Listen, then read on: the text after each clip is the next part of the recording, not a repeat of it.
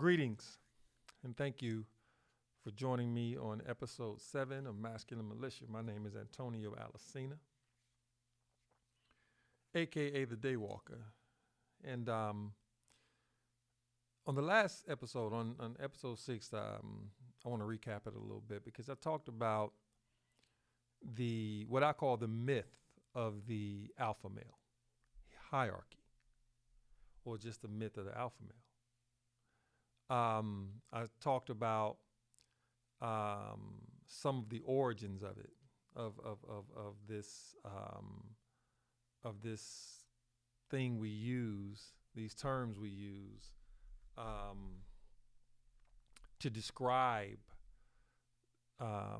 basically a hierarchy among males. I mean, we have alpha males, beta males, omega males, zeta males. And if you should, more than likely you could tell that the alpha male is the one, according to the Greek number alpha, which is 1 or first.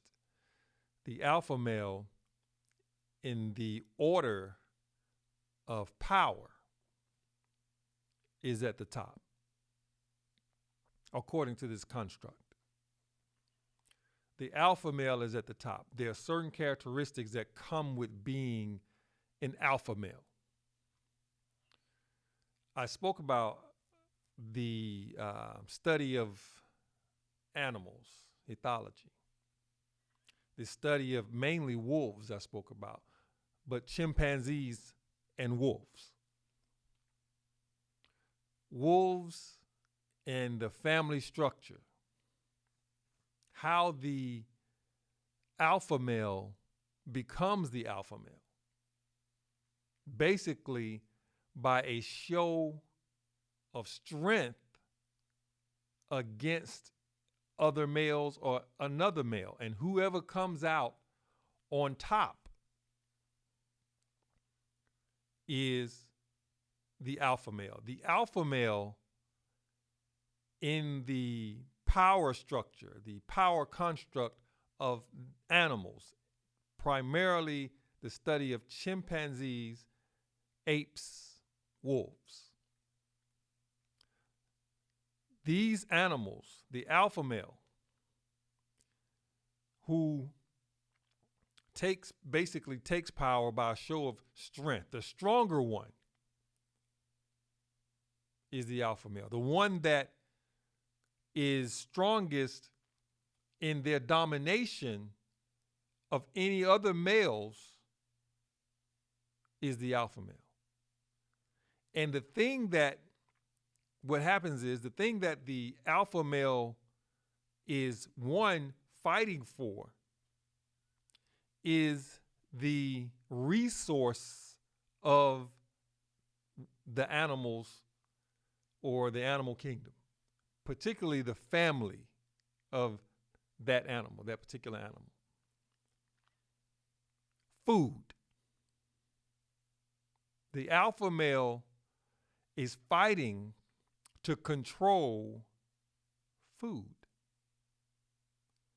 And if the alpha male has the food and controls the food, or whatever male, the male that controls the food and has the food, has control over who eats, who doesn't eat, who eats first, because they're limited resources, and the alpha male is going to be the one to control the resources and then control who is able to partake of the resources.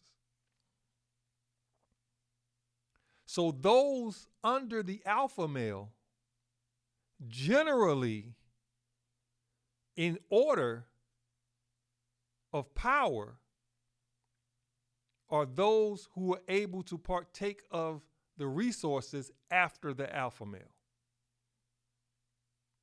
So the beta male, the omega male, then the zeta. The zeta, of course, is Z.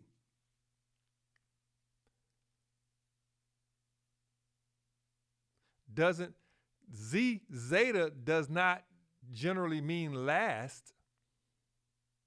Omega does. But they carry with them different characteristics according to the study of animals. And the animals, the chimpanzees, the wolves, the apes, they live according to the distribution of power. So the alpha male is the top dog.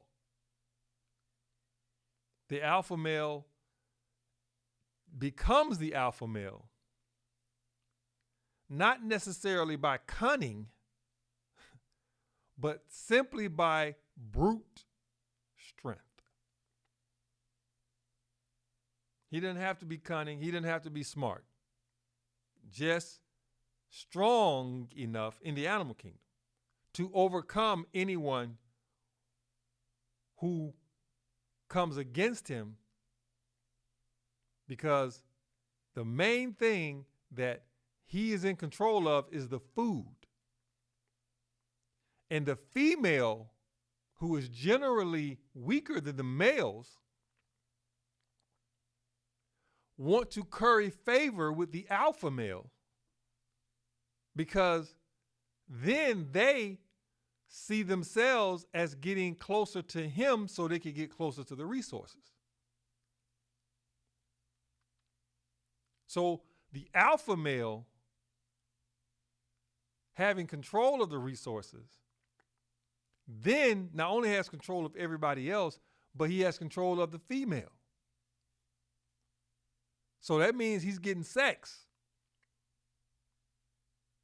And the female doesn't see the other males in a sense as worthy of sex, because why give it to him? If the alpha male sees you even cavorting with them, then he basically is like, okay, let him protect you. Let him feed you. So they like, nah. So they giving it up to the alpha male. The alpha male has his pick.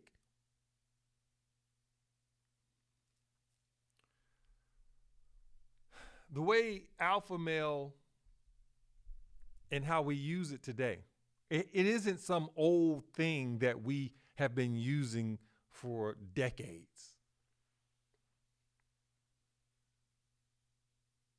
Because before the coming of this construct being used among men, it was simply the expression from the male of masculinity. But even masculinity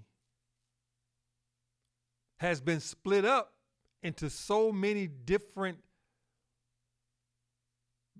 types of masculinity, they call it. They call it types of masculinity.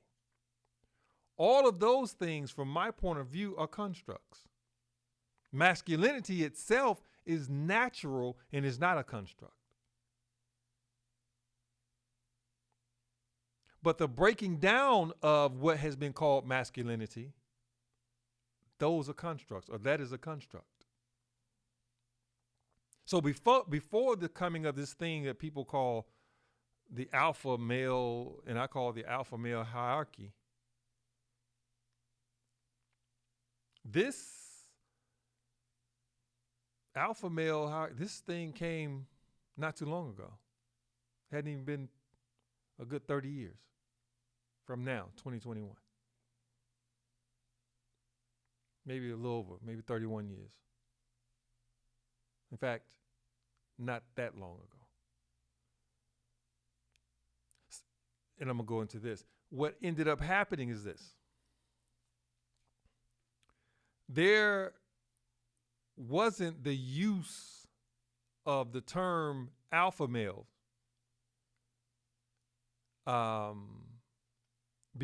mainly before even in the media.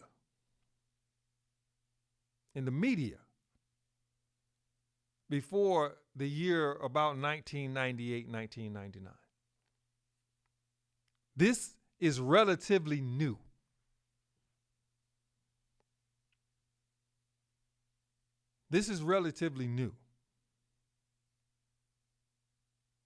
Because there had been seen, or it was the emerging idea that power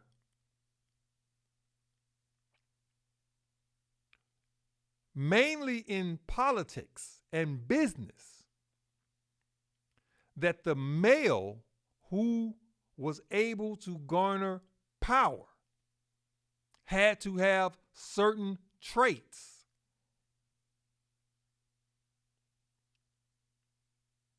And those traits, according to some in the mainstream media, started a basic dominance hierarchy consisting of alphas and betas.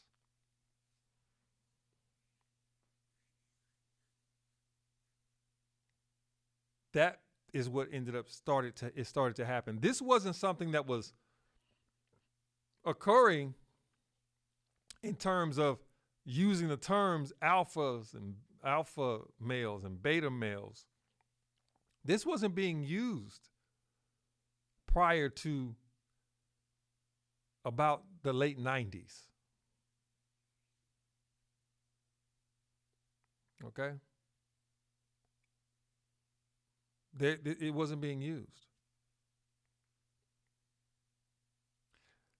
However, the use of it in the identification of alpha males in the alpha male hierarchy was mainly brought to the population, or to the public, through the study of chimpanzees and that power hierarchy among them.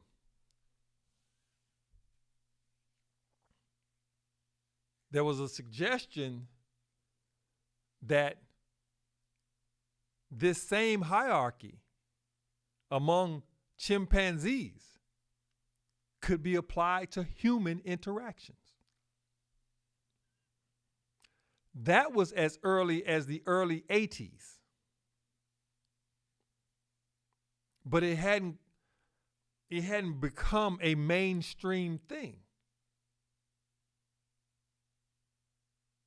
It hadn't become a mainstream thing. It was in the early 80s that mainly an author, Franz de Waal, this individual wrote a book called Chimpanzee Politics, Power, and Sex Among Apes. He was a primatologist and an ethologist. He wrote this book, and this book became the basis of the alpha male hierarchy even being applied to human beings.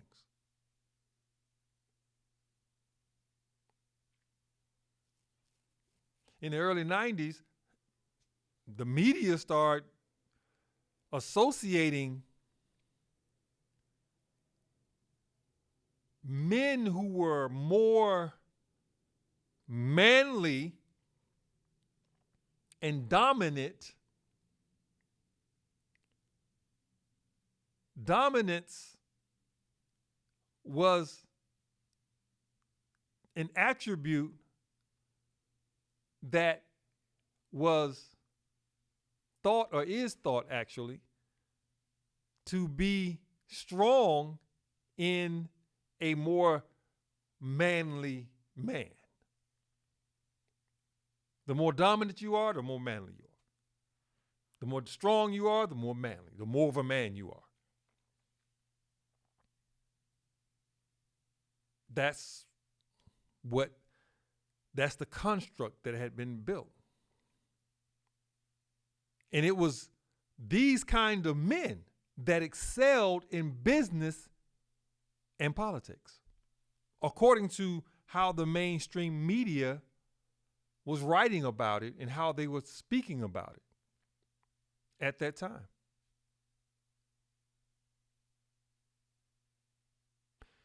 There was even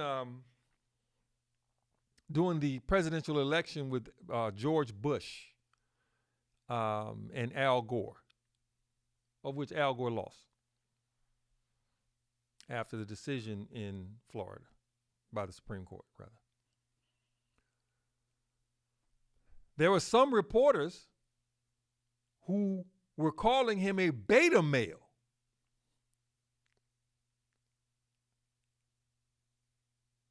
They were calling him a beta male, but in order for him to govern, he would have to be seen as an alpha male. He would have to be seen as an alpha male. If Al Gore, he was soft-spoken, he had soft features, he was very measured, so his outward appearance and expression was soft, and soft was associated with being weak. George Bush, on the other hand, had a deep Southern accent, but George Gore, he had a Al Gore, I'm sorry. He had a deep Southern accent also. But it was the tone was kind of pasty.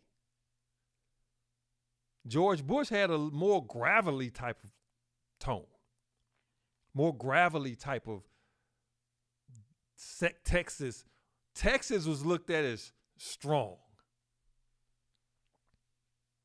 Don't mess with Texas. George Bush, Texan.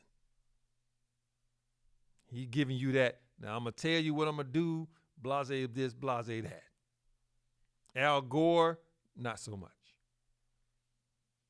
And you don't have to just look at those two. This kind of alpha male hierarchy has been used back even before it became something in the mainstream and even before the writing of this particular book that I mentioned. But it wasn't called alpha male. It was just called manly. Being strong. Giving the look of strength, the perception of strength. So Al Gore was beginning to have people look at him in the media and in the world, in the public, as being weak, as being not authoritative. He didn't seem to carry that. As opposed to George Bush.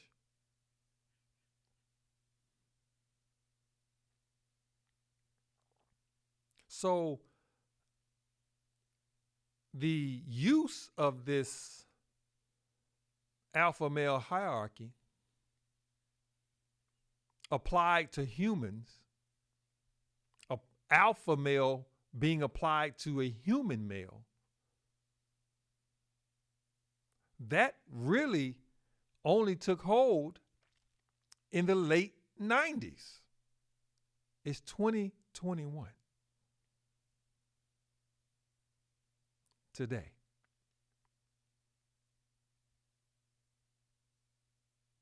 So the alpha male, it wasn't something that's some old thing, but you do have this belief that somehow the construct of the alpha male hierarchy, as it has been observed in animals,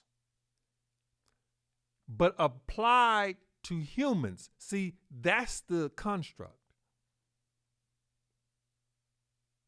This is something that is built and made to apply to humans, to try to explain the human behavior in a construct or through a construct.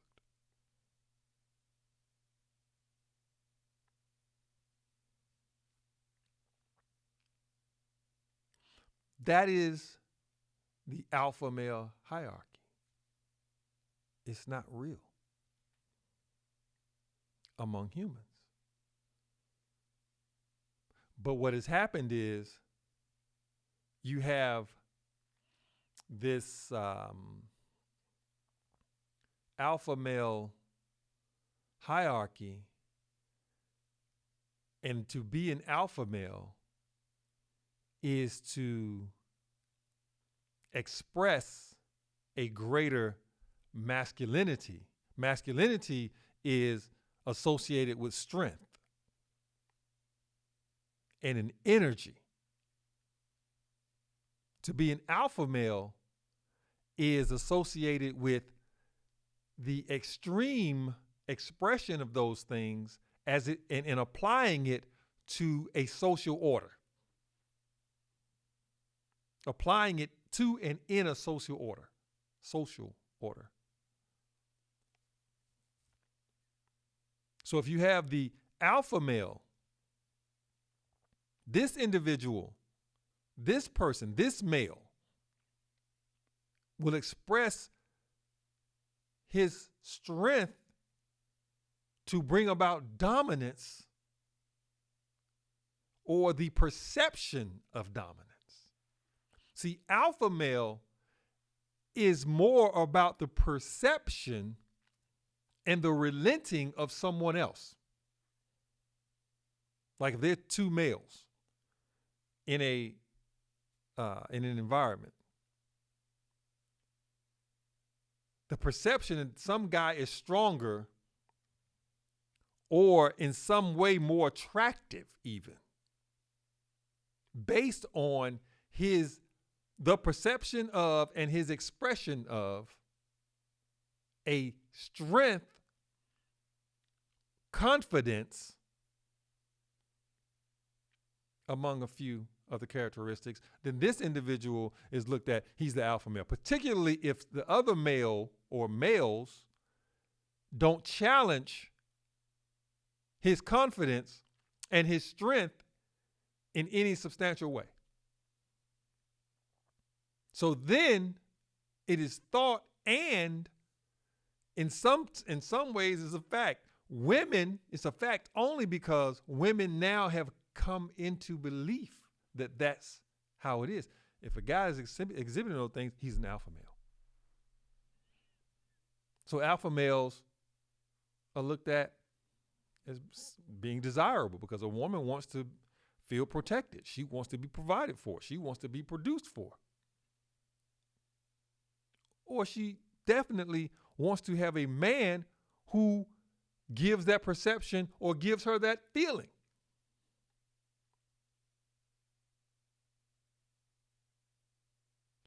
But the alpha male, that's the construct. The alpha male is the construct.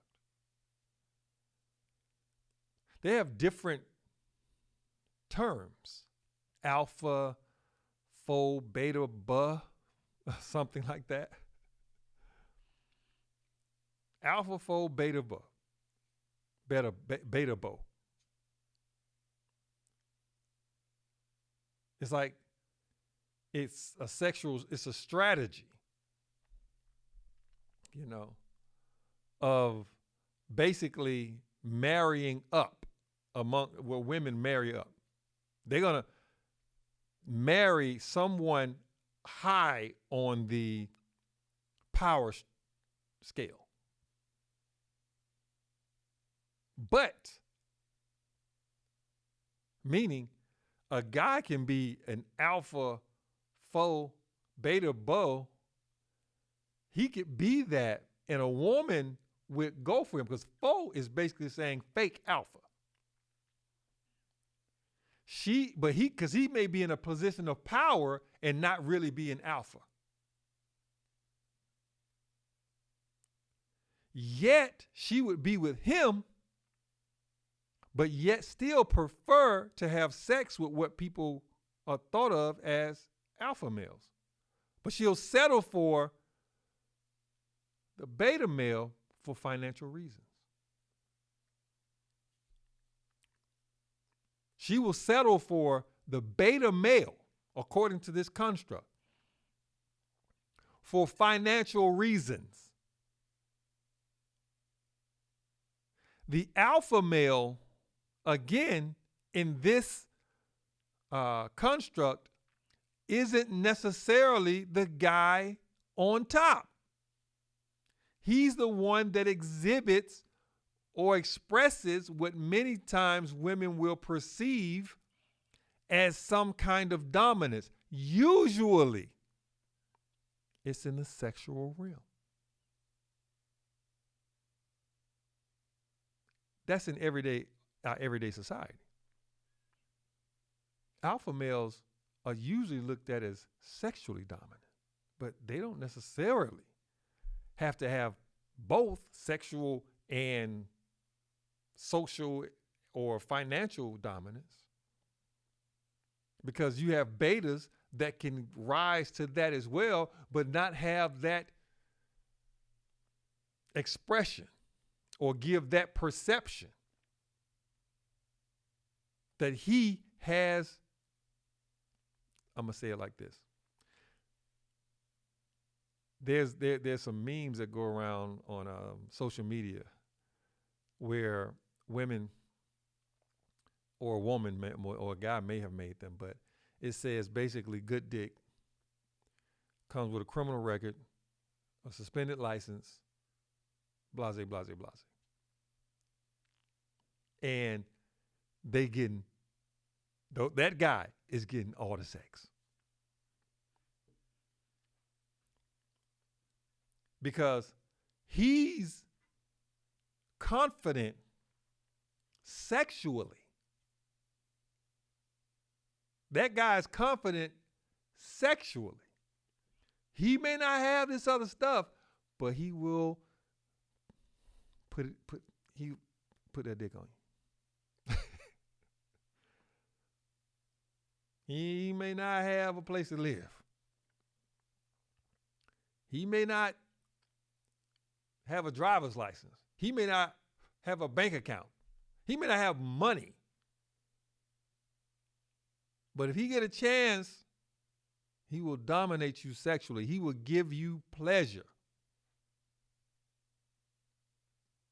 And even if he doesn't have any of those things, and the way he comes across is if he would put it on you. Talking to the ladies, of course.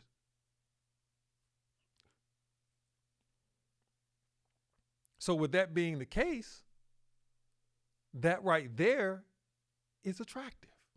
See, sex is the basis of attraction. A lot of women don't want to hear that.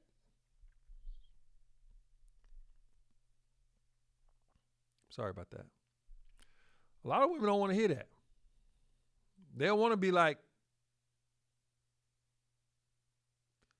the basis of your attraction is sex. It is. If you're attracted to a man, the things about him give you the sense of wanting or feeling as if you could have sex with him. And even if you're in a relationship with a man, it is difficult to be in a relationship with a man when sex is lacking or the pleasure is lacking. The pleasure from sex is lacking. You're going to have to get the pleasure up in the sex. You can love the guy, but you're going to have to make some moves in this sexual arena, or it ain't going to be much. I don't care whatever else you got. It just ain't going to work.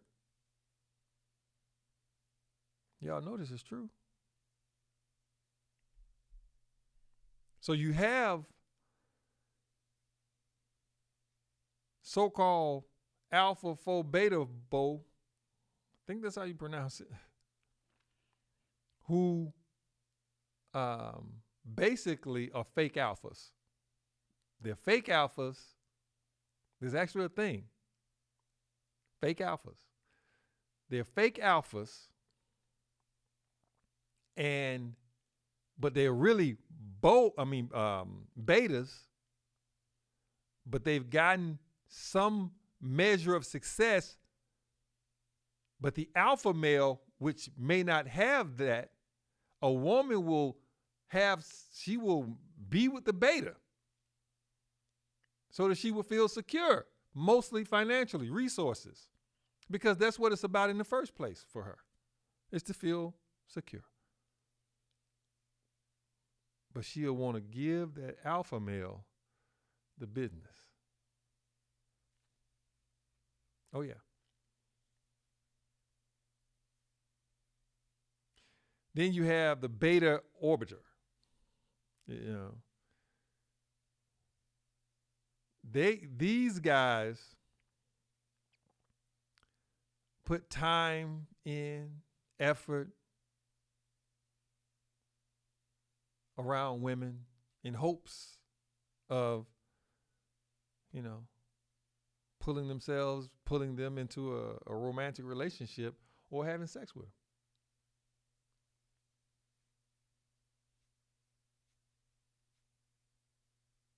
To have sex with them, it's not that he's an alpha for real. He's really a trickster.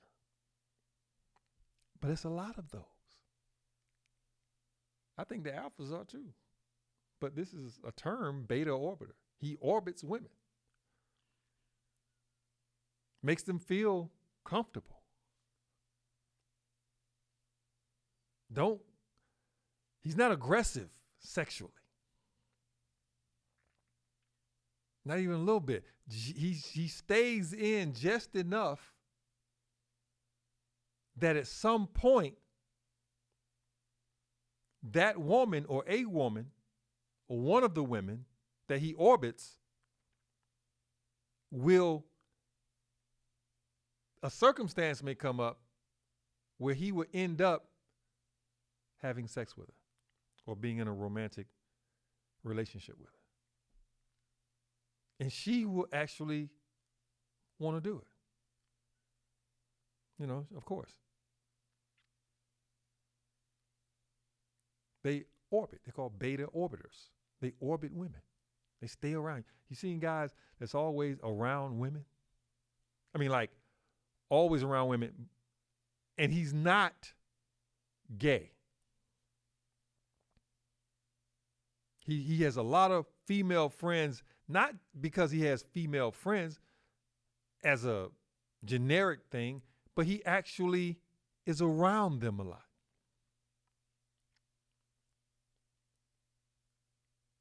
That's called a beta orbiter. He's not being aggressive in the sexual arena with them. It's a real subtle sexual innuendo, real subtle. Enough so they won't push him all the way into the friend zone but less of it so the woman won't feel threatened or her guard won't go up.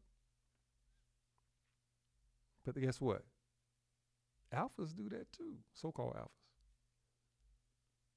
The beta orbiter, he orbits women. He goes around like that. Then you have these guys that are called beta uprising. These are guys, and I know some personally. These are guys who, I know some so-called alphas and so-called beta orbiters and so-called betas and so-called beta uprising. I mean, I'm sure if you stick around, if you stick around long enough, you'll see all of these. But the beta uprising, these guys are basically woman haters. Pretty much. They're in rebellion to women because they haven't been successful in obtaining basically any kind of real sustained attention from them, and particularly sex. There's actually a group called incel. Incels. These guys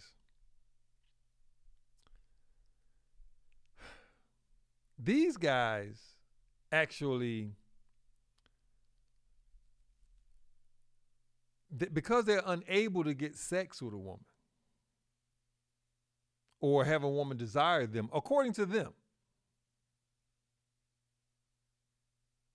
they have resentment and hatred towards them, and then they they have this self-pity, and then they want to actually hate women and cause them harm. Involuntary celibates. That's what they are. That's what they call themselves. Incels. Involuntary celibates. Some of y'all might be listening right now. Let me tell you something, man. If a woman don't want to have sex with you, it ain't because something wrong with her. Just up your game. Or I say up your game, but there's somebody for everybody out there. Even you. These guys, these incels, they have an intersectionality of issues. They're misogynistic, they're racist, a lot of them. Racist, self-hating, misogynistic. I say it misogynistic. They have issues. They have issues. They call beta uprising. Yeah. Yeah. So this hierarchy is a construct. It's false. But of course, there are many of us who have invested in it now. You got a lot of men who have found their niche. It's like when I was coming up a while back, there were guys who had Jerry curls when Jerry curls were in. Yeah, I know that's almost hard to believe today. But the permanent Jerry curls that guys used to get, it was in. It was a thing. It was fashionable to have one. Then the time came for that to phase out. Some guys, because when they got a Jerry curl, they became somebody among the women. Socially, it was great. Oh my God, look at his Jerry curl. It was like the thing. But when it was phasing out, these same guys who became somebody once they got the Jerry curl, they didn't want to let it go. So they held on to it longer because they became somebody when they got it. They were attached to it now. They didn't know how to let it go. This happens with many things. You know? I remember when people like Ludacris and Big Boy from Outkast and some others in the media in terms of hip hop and in the popular culture, they used to have long braids. They don't have long braids now. There came a time when they cut that off because that style, it phased out. But you still have some guys today that still have it. Because there's still a segment of society that says, I like that in terms of women. Or don't see nothing wrong with it. Or accept it. And guess what? That's fine. But the style is gone. In most of these guys, they are attached to still having long braids. Because at some point that was in, and they was what was up. They don't want to let it go.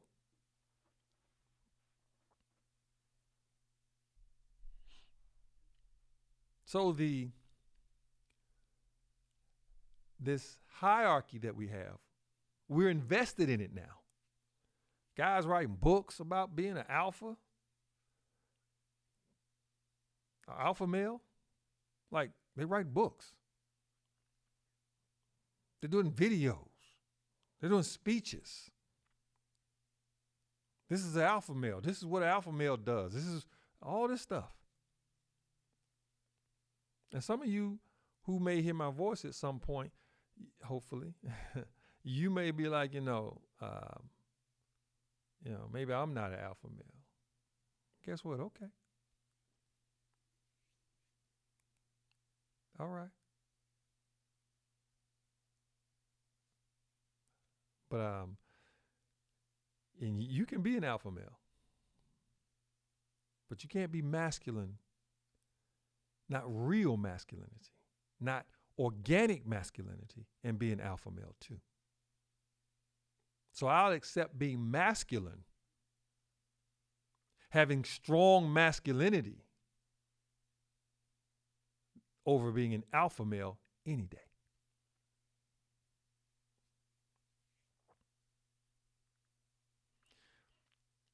The breakdown in masculinity, the understanding of what it is, the knowledge of what it is first, of course, then understanding of masculinity, even the breaking up of masculinity into different parts,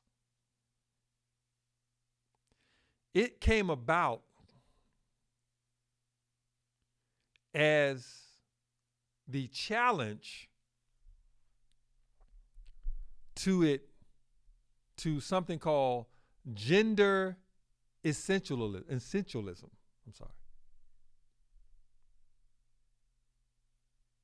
To say that gender essentialism is to say that there is a fixed or intrinsic innate qualities to men and women. It's called gender essentialism. That there are innate qualities that a man has. That there are innate qualities that a woman has. That when a female is born, that female comes into the world with some qualities that are innate, intrinsic, and they belong to her as a female. And those innate qualities that she has do not transfer to the male.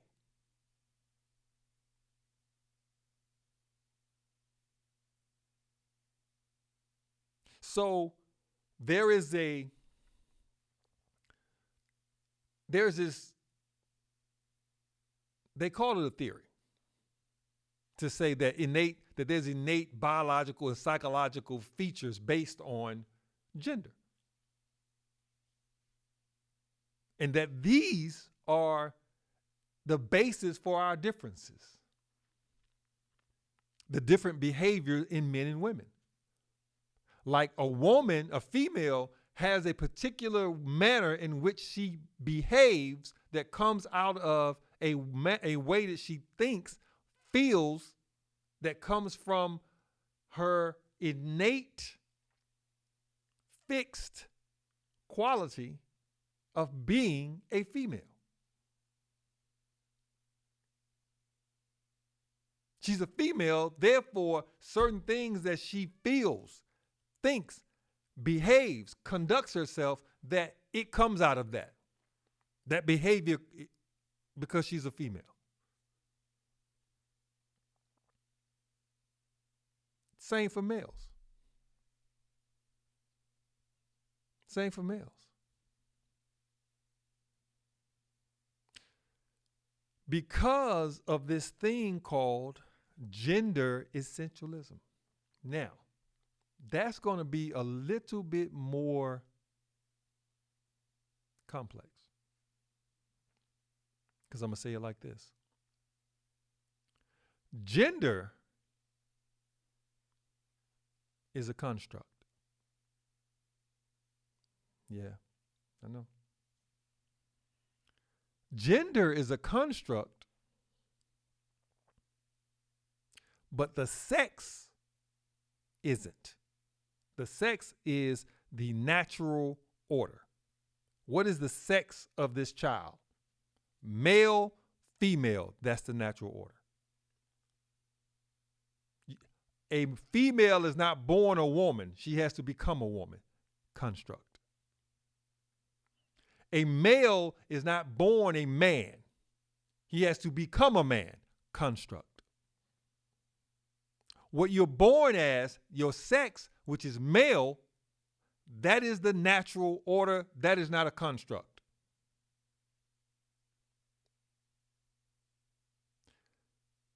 But you have to become a man. That's a construct.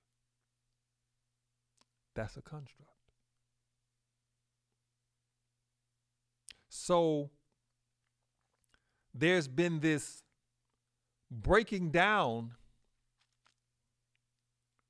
of the natural order by the constructs. Because if you say gender essentialism, it is replacing sex. And I don't mean sex as, I'm talking about sex as the identifying characteristic of a human being. You sex, what male, female, those are sexes. Gender essentialism is a concept, and it's used to describe, attribute fixed, intrinsic, and innate qualities of the male and female. See, it can be a little confusing. Because when you say men and women, you're talking about a construct. And I'm not saying that some constructs aren't necessary in a constructed society. We live in a construct. We live in a constructed society. And so there are constructs that are in place in order to have order, at least some semblance of order, a certain kind of order.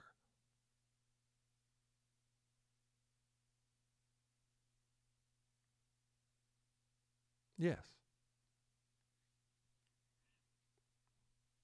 So gender essentialism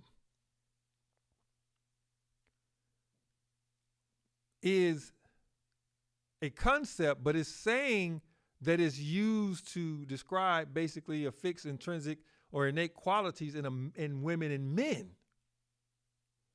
I'm saying that males and females have innate qualities that are fixed, that are intrinsic. Male and females. I'm not talking about men and women. I hope you're following me. A male comes in the world with certain qualities that are innate, that are intrinsic, that are not so much fixed, but they are supposed to be fixed. I'll get to that. Same with the female. She comes into the world with innate and intrinsic qualities. The female. Yes.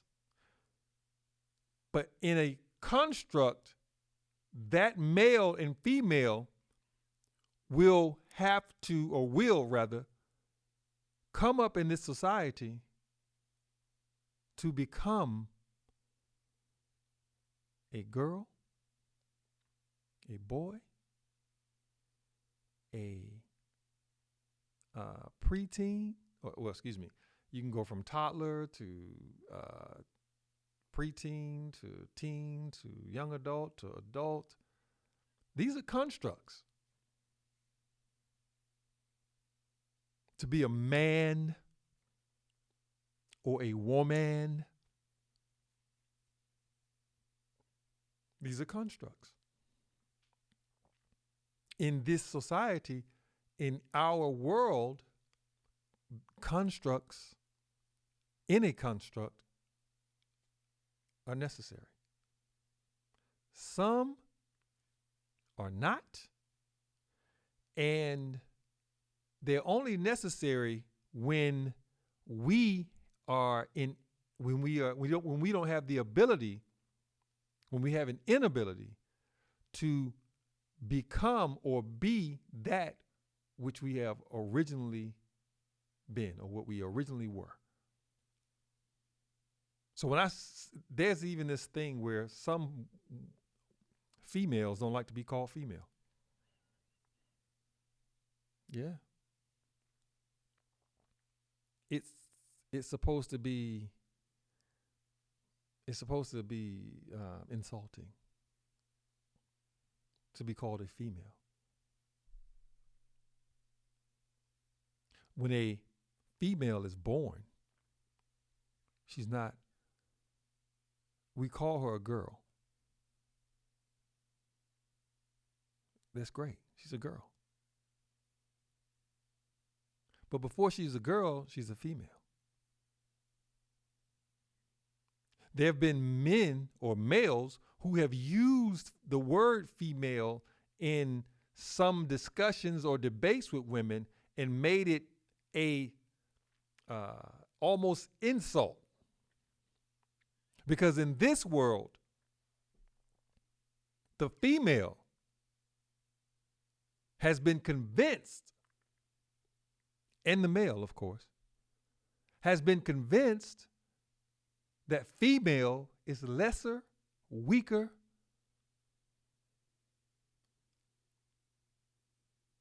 The female is lesser or weaker and weaker. Even the females, women, believe it. They either believe it consciously or they believe it unconsciously, but they believe it.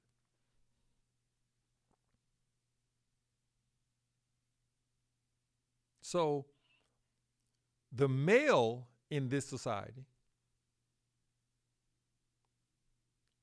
has been that one that has created all of the rules and all of the constructs until recently. The challenge to masculinity and even gender essentialism. Gender, even.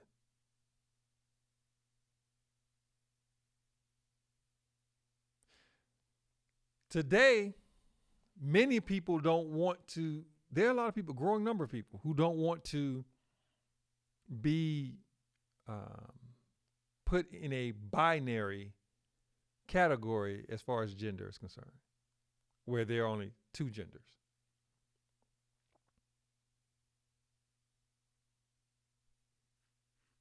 We generally call male and female genders. They're not. Male and female are the sex.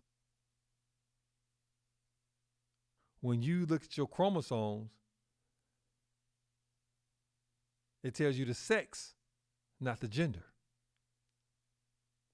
The gender is the construct. But what has happened, that construct, gender, has been used now to attempt to destroy what we know as male and female. So I'm going to say it like this. To say that there are several genders, okay. Because as far as I'm concerned, those genders, all of them, are constructs. They are constructs.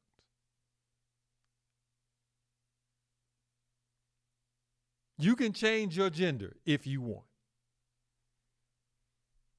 but you can't change your sex. You can't change your sex. You can change your gender because it's a construct anyway. But you can't change your sex. Your chromosome says what you are.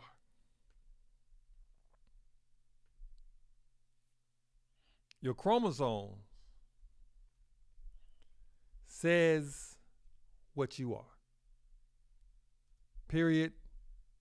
Point blank.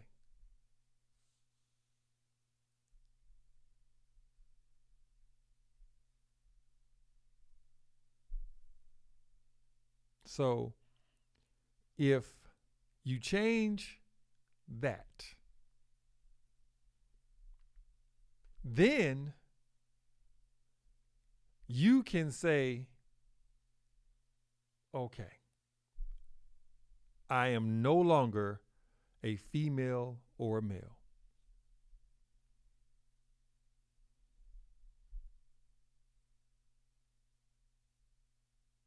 It's like, if you're going to say that gender, you don't want to be called a girl, I'll just call you female. Female is not a construct. Female is not a construct.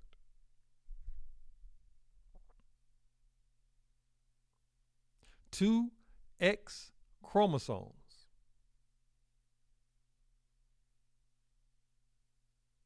Two X chromosomes.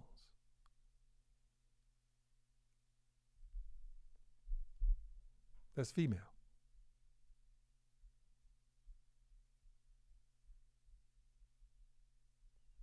If you're a male, it's X and Y. You change your chromosome, I'll call you whatever your chromosomes say. Simply because you feel like you're not a male, or simply because you feel like you're not a female, doesn't matter. What do your chromosomes say? Tell me what your chromosomes say, and I'll tell you who you are. What you think you are is something different. But if you say your gender is a construct and that you are not a girl or a woman, I could kind of see that. I could kind of see that. The construct that comes from being a female is girl to woman.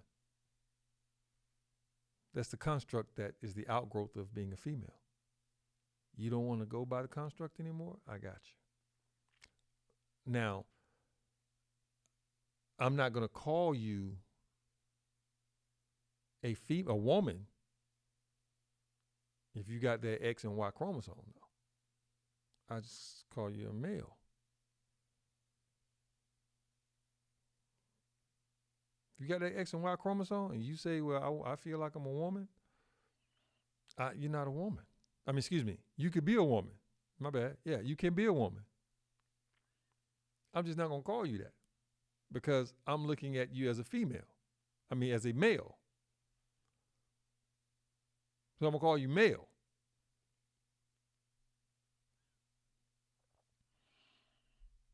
So masculinity is looked at as I just described gender. Many sociologists have said or believe that masculinity, I have described masculinity as the energy produced by the male to cause the male to desire to produce, provide, and protect. The greater the masculinity, the greater his desire to execute that function. That is something that it's innate. It needs to be fed, yes, but it's innate. Masculinity is not socially constructed, as some sociologists like to say or think.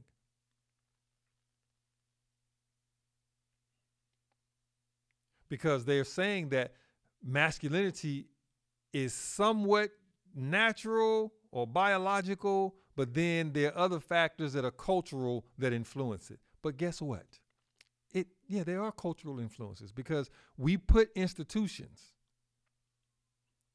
we put social institutions in place in order that when a person is born, they are to be able to carry out their function. So those institutions are supposed to be there to help them do that. And in helping them do that, they have to realize what they have in them, bring it out, and use it properly. That's not what's been going on. But masculinity is not simply this socially constructed thing. It's not.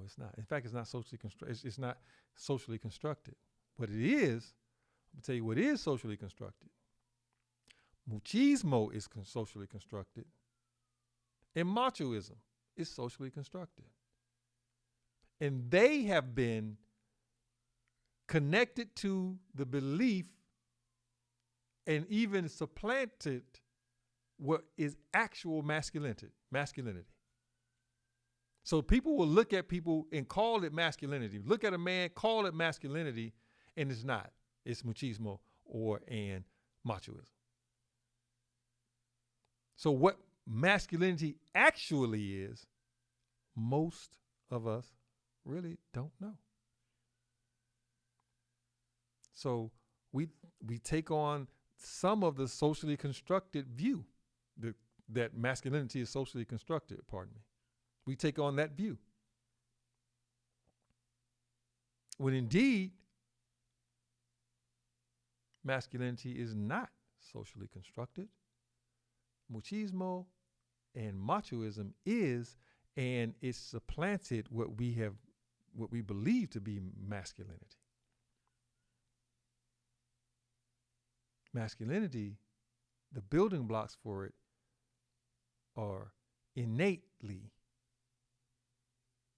intrinsically, biologically in the male, just as femininity is with the female.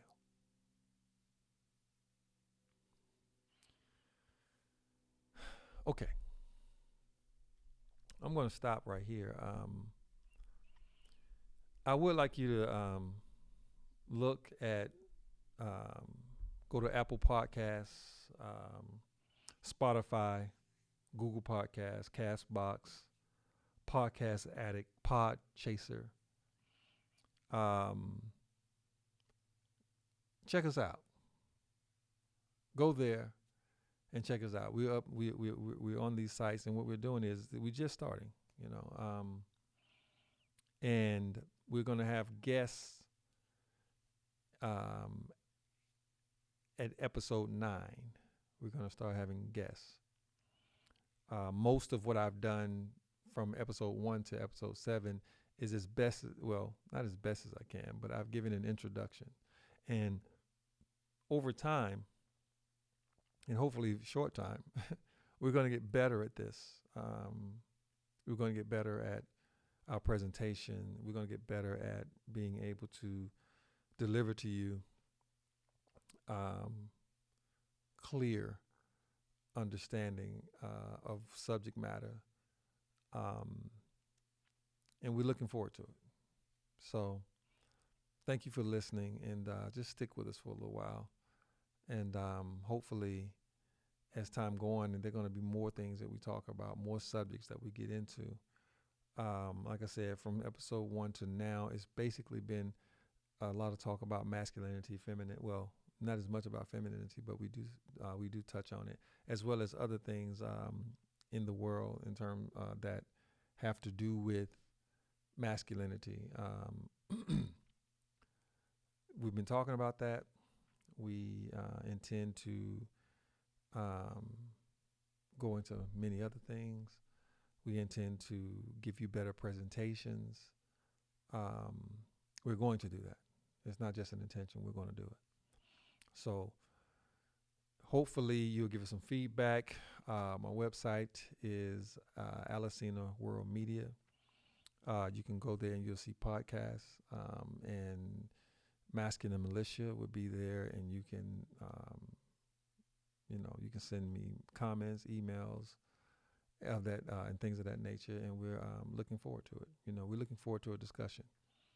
We're looking forward to doing much more interaction with you. So, thank you, and peace and hair grease.